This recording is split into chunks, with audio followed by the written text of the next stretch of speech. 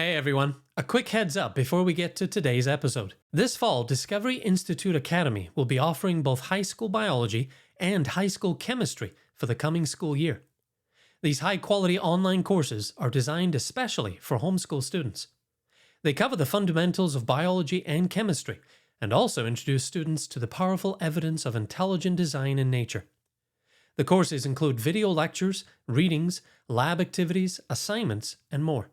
They're designed to make it easy to teach science to your kids. There are options with a live science teacher and an option that is completely self-paced. Even if you don't have kids who can participate, can you help us get the word out to those who do? For a limited time, parents who register their student can get $50 off tuition. These courses are a wonderful way to raise up the next generation of scientists. Scientists who understand that we and our universe are intelligently designed. For more information, visit discoveryinstitute.academy. That's discoveryinstitute.academy.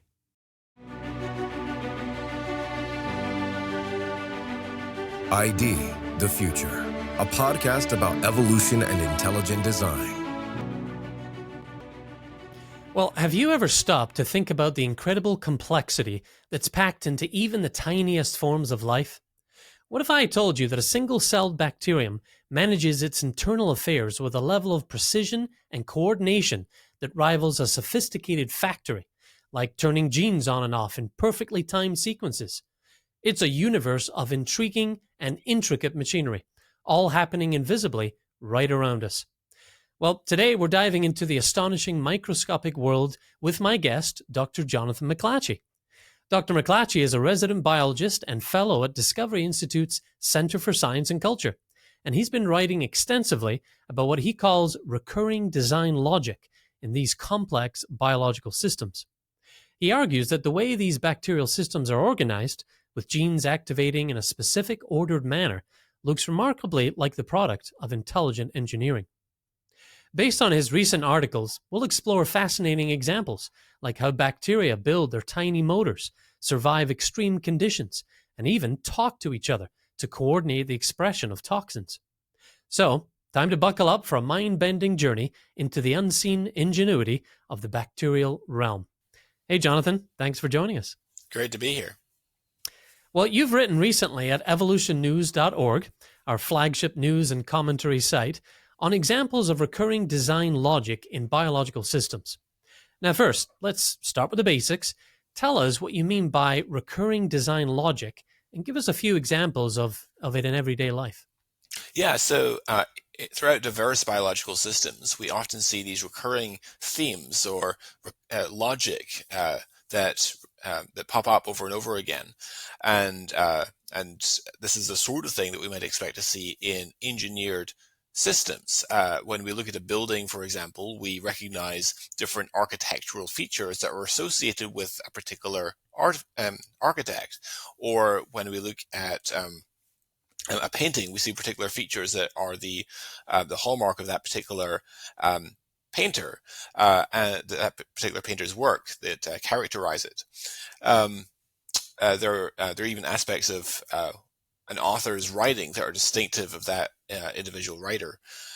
So these are the sorts of phenomena that we expect to see in a designed system rather than systems that arose incrementally by chance and physical necessity. Yeah, okay. So another word might be patterns of thinking that you would see Exactly. in different intelligent agents. Okay, that makes sense. Now, is the discovery of recurring design logic, even across systems that don't appear related, is that surprising or something we'd expect to see?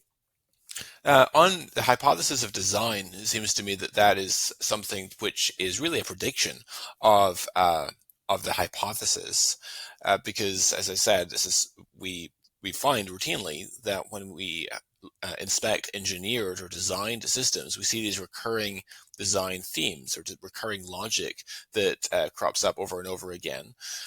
Whereas on the falsity of the design hypothesis, on a hypothesis of evolution that is unguided and mindless and devoid of teleology, it seems to me that is something that's quite surprising, that you'd have these diverse systems which are not evolutionarily descended from one another that would exhibit the same sorts of recurring design logic that's implemented in different ways.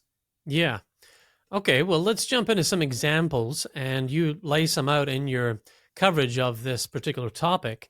The first is something called two-component regulatory systems. Now, what are these systems? What are the two components? And what general purpose do they serve for bacteria? Yeah, so bacterial cells use two-component systems to sense and respond to changes in the environment, and we find those throughout bacterial organisms. It is very, very common in the prokaryotic world. And as their name implies, two-component systems essentially have two major components. You have the sensor histidine kinase and a response regulator. And the sensor kinase, in response to chemical cues, undergoes autophosphorylation, which means that a phosphate group is transferred from ATP to a histidine residue on the kinase. And the histidine kinase has itself two domains. So it has an input domain and a transmitter domain. And the input domain is located on the cell's exterior, so outside of the cell, and it's particularly situated to detect incoming environmental signals. And the transmitter domain is situated on the cytoplasmic face of the cell membrane, and so it's positioned so that it can interact with the response regulator. So the phosphate group that remember I mentioned that the histidine residue of the response of the histidine kinase gets a phosphate group transferred to it from ATP, and then this phosphate group in turn is transferred to the response regulator. So that's the second component of the two-component system, which then drives a cellular output, such as turning genes on and off, etc. And so, as I mentioned before, two-component regulatory systems are extremely common among bacteria, and each utilizes the same basic design logic, even though these are not evolutionarily descended from one another. Okay. All right, that's a good basic breakdown of it. So you've got a sense and response system that is common across different organisms, even wildly different organisms, as you've pointed out. Now, you give the example of E. coli regulating outer membrane proteins in response to environmental osmolarity using a two-component system like you're describing. How does this system allow the bacterium to sense changes in its surroundings and then respond appropriately? Yeah, so osmolarity is essentially a measure of the concentration of solute particles in a solution. And the cell needs to regulate the expression of porins in response to this environmental osmoregularity. And it does so by means of a two-component system. So in this case, the sensor kinase is a protein called MZ, and it's located in the inner membrane. And the MZ detects osmolarity changes, and it undergoes autophosphorylation. And then the response regulator for the system is known as UMP-R, and it receives the phosphate group from MZ, and it regulates the expression of genes. So when osmolarity is high, the kinase activity of MZ is activated, and this results in the phosphorylation of UMP-R. And when osmolarity is low, the phosphatase activity of MZ is activated, and this reduces the levels of phosphorylated UMP-R. So when UMP-R is phosphorylated, it becomes an active dimer that has enhanced DNA binding ability that's specific to UMP-C and UMP-F gene promoters. These are porin genes that encode outer membrane proteins, which allow the passage of metabolites across the outer membrane of gram-negative bacteria. Gram-negative bacteria are bacterial cells that have two membranes, an inner and outer membrane. So the pore diameter of UMP-F is larger than the pore diameter of UMP-C. So this allows for a tenfold faster diffusion rate, which is advantageous under conditions of low osmolarity, where there are scarce nutrients. If osmotic pressure is low, the synthesis of UMP-F is increased, whereas if the osmotic pressure is high, the expression of OMP-C is increased, and also the transcription of McF antisense RNA is initiated, and this essentially blocks the transition of OMP-F by complementary binding, and that represses the synthesis of OMP-F. So this is controlled by a two-component system, making use of a sensor kinase as well as a response regulator. Okay. Yeah, and that's that's a good dose of technicality, as it were. And I always hope that, the people that are listening or watching are not going to get scared away by the technical details. As Michael Behe challenges us in Darwin's Black Box, we've got to bite the bullet of complexity if we want to understand why Darwinian evolution is not capable of this. So, audience, stay with us. This, we really do need to get into the technical aspects of this a little bit just to understand why. So, Jonathan, I can always depend on you for that, and I'm grateful for that. Okay, so another example that you've laid out is something called chemotaxis, and that's quite a fascinating example in itself, especially the idea that bacteria have kind of a memory system for chemical concentrations. Can you explain how that system works and how it helps bacteria navigate their environment? Sure. So chemotaxis is really a signal transduction system that enables the bacterial cell to move towards attractants like glucose or away from poisons. And it does so by modulating the frequency of runs and tumbles. So basically the flagella of the bacterial cell rotate as a bundle, and their default is to rotate in a counterclockwise way. But in response to chemical stimulus, it can switch direction and start spinning clockwise. And this results in the bacterial flagellar bundle breaking apart, and that results in the bacterial cell tumbling.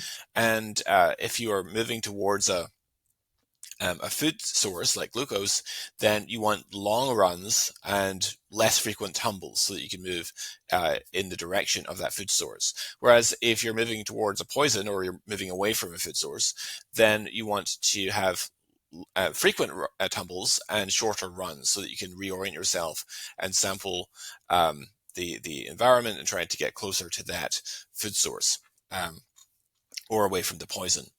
And the chemotaxis system is, again, a two-component system. So in this case, so that you have embedded in the cell membrane methyl-accepting chemotaxis proteins, and different methyl-accepting chemotaxis proteins, which are also known as MCPs, can detect different types of molecules, and they're able to bind attractants or repellents.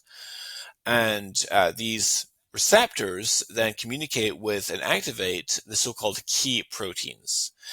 And so there are proteins called key A and key W, which are bound to the receptor. Key W essentially functions as an adapter protein, but key A is what we call the sensor kinase or histidine kinase for this system.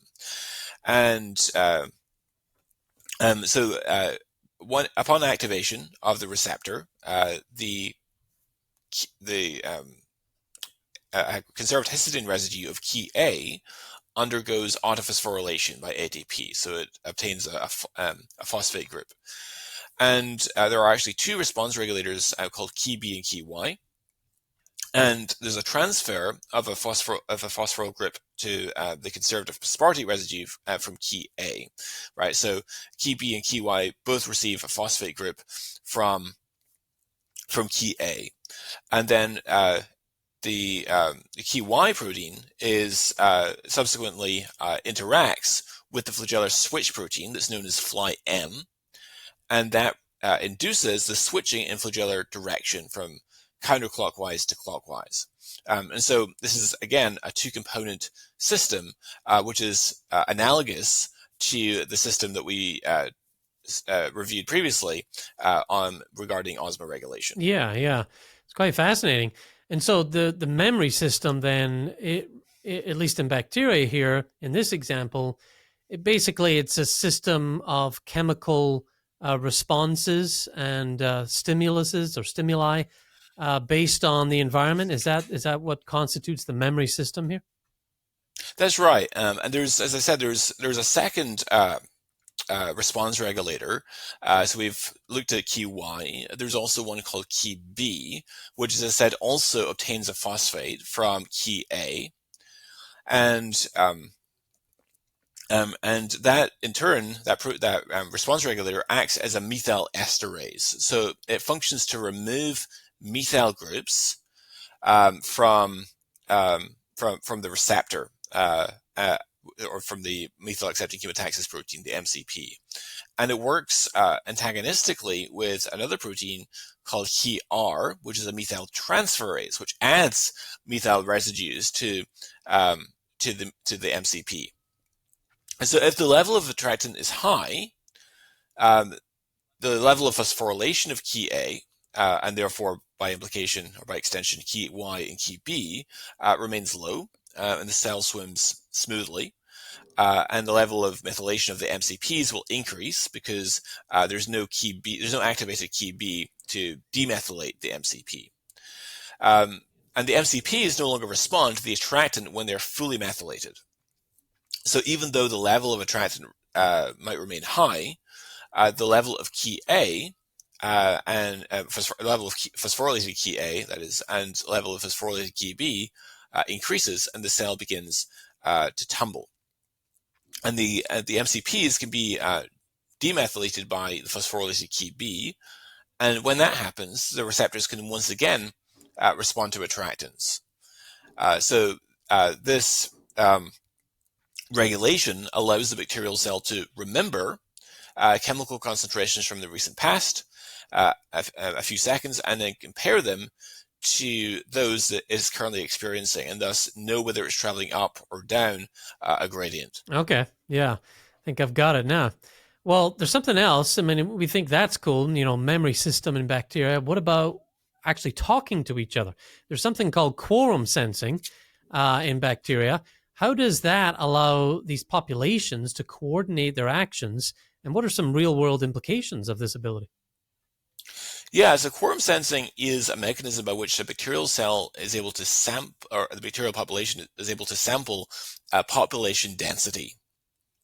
And there's a number of purposes for this. For example, if you're a lone bacterial cell, it doesn't make a lot of sense for you to start secreting poisons because it's not really going to do you a lot of good. In fact, it's going to trigger the cell's immune response. So you only want to start secreting poisons when your population density exceeds a certain threshold. Or if you're a bioluminescent bacterial cell, it doesn't make a lot of sense for you to glow when there's only one of you, right? It makes more sense when there's a whole population that's exceeding a certain threshold. So each species that employs quorum sensing, which includes most gram-negative bacteria, so gram-negative bacteria, bacterial cells that have two membranes, and also some gram-positive bacteria, which only have a single membrane, synthesizes a tiny signal molecule that's known as an autoinducer, which diffuses freely across the cell's membrane.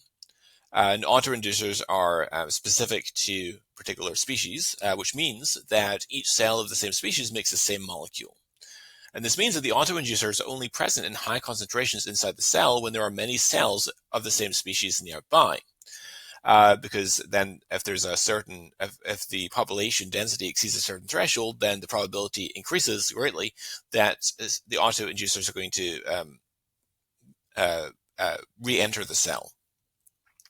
And inside the cell, the autoinducer binds to an activated protein, and the activator protein is specific for that particular molecule, and thus signals the protein to begin transcription of particular genes. So, for example, in the case of one of the most famous, in fact, the first discovered example of quorum sensing, it was discovered by Bonnie Bassler, who's a microbiologist, is quorum sensing in Vibrio fischeri, the model system for studying quorum sensing. And the light that this species of bacteria emits results from the action of the enzyme luciferase. So an activator protein that's called LuxR is responsible for controlling the lux operons. So an operon is a collection of genes that are under control of a common promoter, which are in turn responsible for the transcription of the proteins required for luminescence. And these operons are induced when the concentration of the autoinducer specific to Vibrio fischeri reaches a high enough concentration.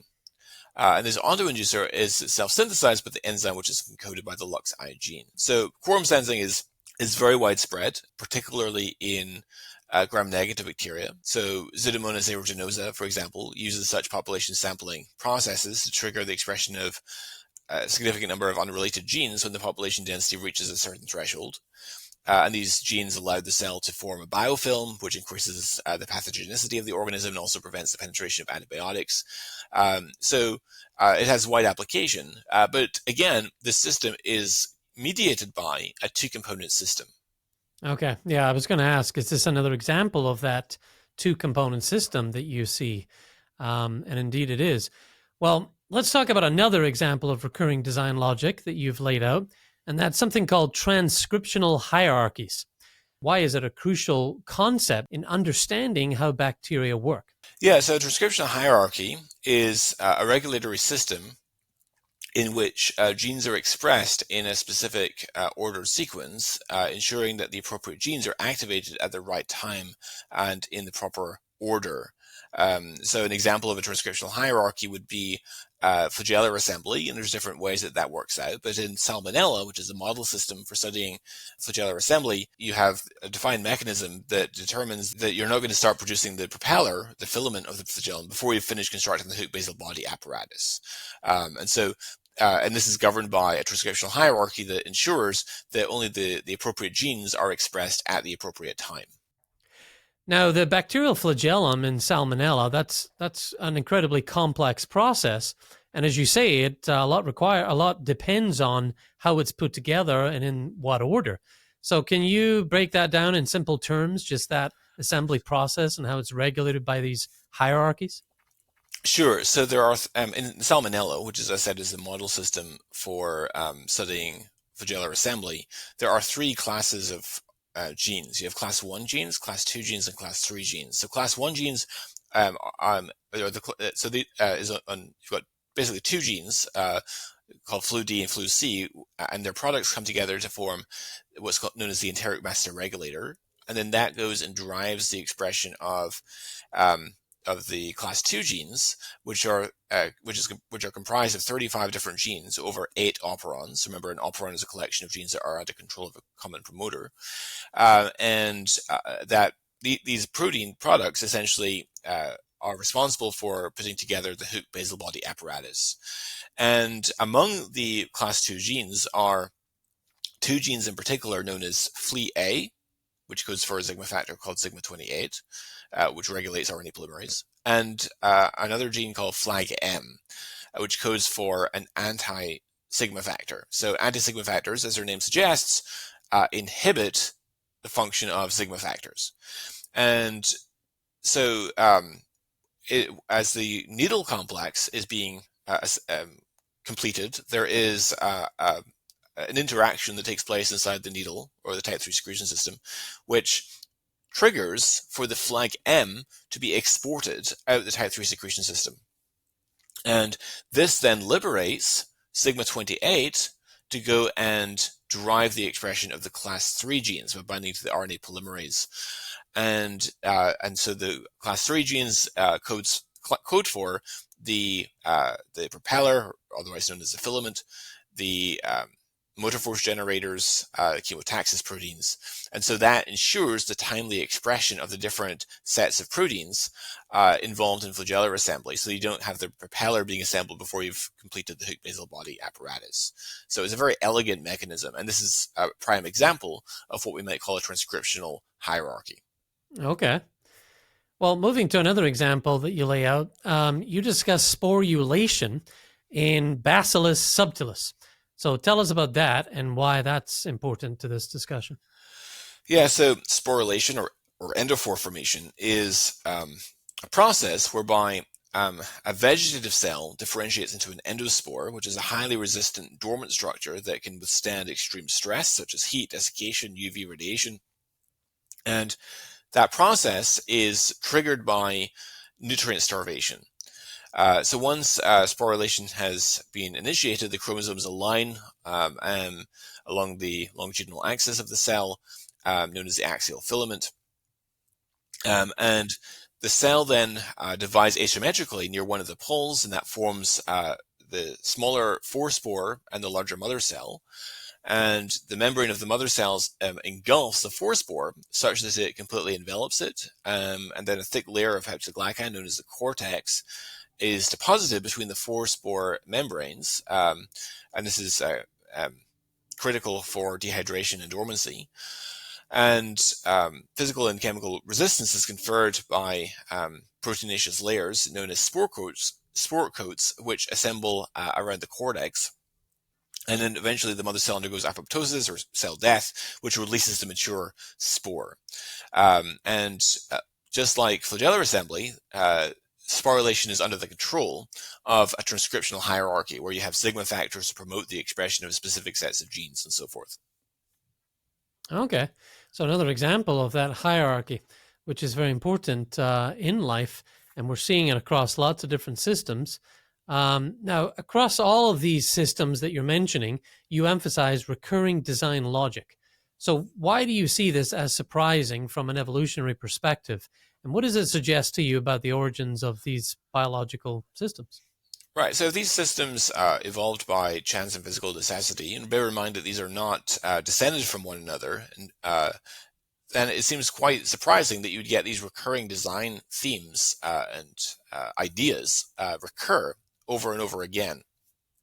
But this is exactly what we find in not just one or two instances, but throughout biology. We see these recurring design themes, recurring design patterns, recurring design logic.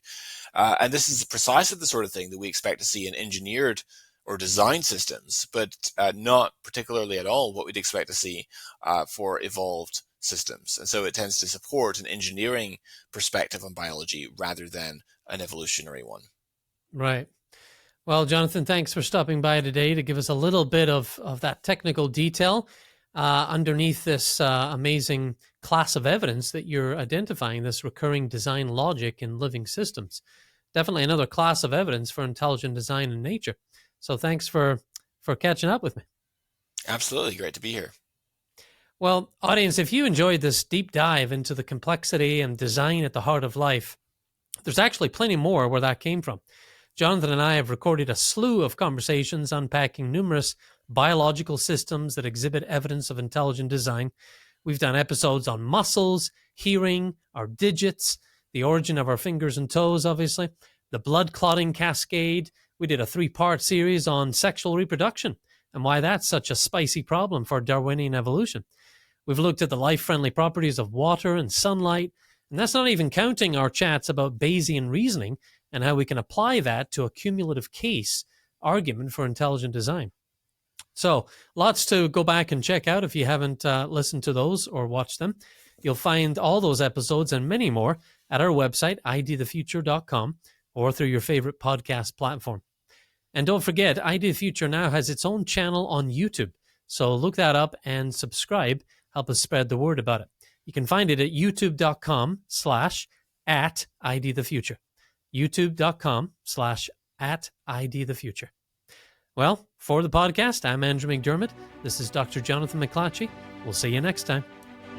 ID the Future, a podcast about evolution and intelligent design.